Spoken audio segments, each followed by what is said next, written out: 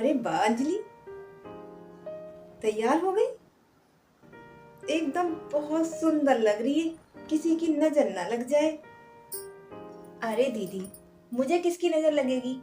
यहाँ सब अपने ही तो हैं, और अपनों की कभी नजर लगती है क्या? अरे फिर भी लग जाती है, तू समझती नहीं है। अब ऐसा कर, सर पे पल्ला और रख ले।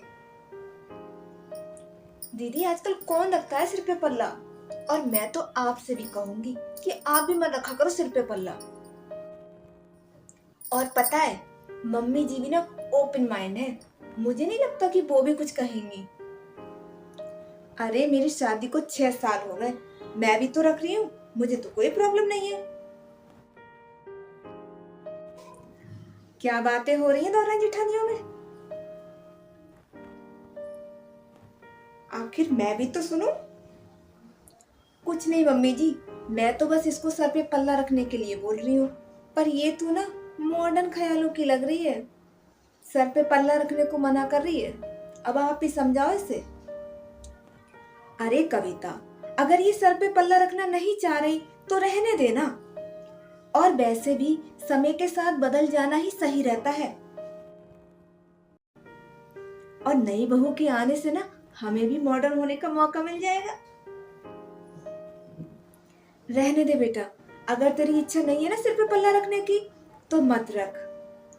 और कविता, अगर तू भी हटाना चाहे तो बेटा तू भी हटा दे, कोई जरूरी नहीं है ये सब। अब मम्मी जी पापा जी क्या सोचेंगे? आपने मुझसे तो आज तक नहीं कहा ऐसे, और छोटी के आते ही आपकी सोच ही बदल गई। तेरे पापा जी से ना मैं बात कर लूंगी।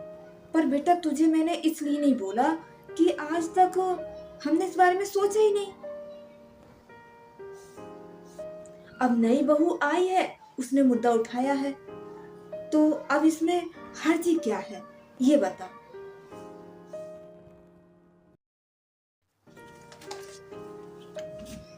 मम्मी जी, ये लो साड़ी। आपको आज फंक्शन में जाना है ना, तो मैंने ये वाली साड़ी ना आपके लिए तैयार करवा दी है। आप पर नीला कलर ना एकदम बहुत अच्छा लगता है। ठीक है बेटा, रख दे ये, मैं थोड़ी देर में ना तैयार हो रही हूँ। लो ये पहन लेना।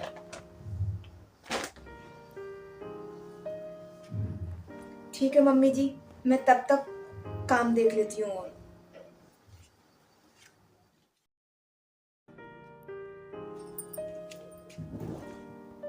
अरे मम्मी जी क्या ढूंढ रही हो आप?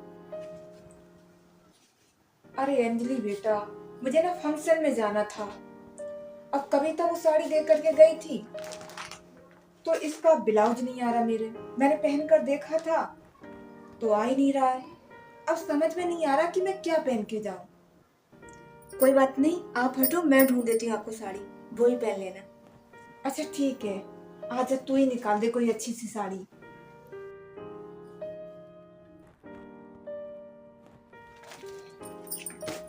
ये लो मम्मी जी,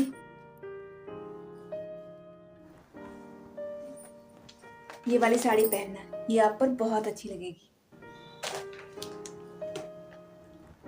चलो ये बढ़िया है, बहू तेरी पसंद भी बढ़िया है वैसे तो।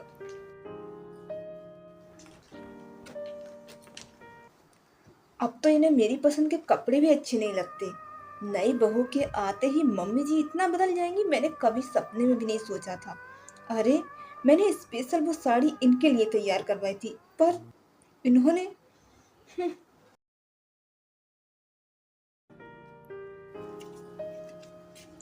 मम्मी जी, आपने खाना बनाने की जिम्मेदारी अंजलि को पकड़ा दी।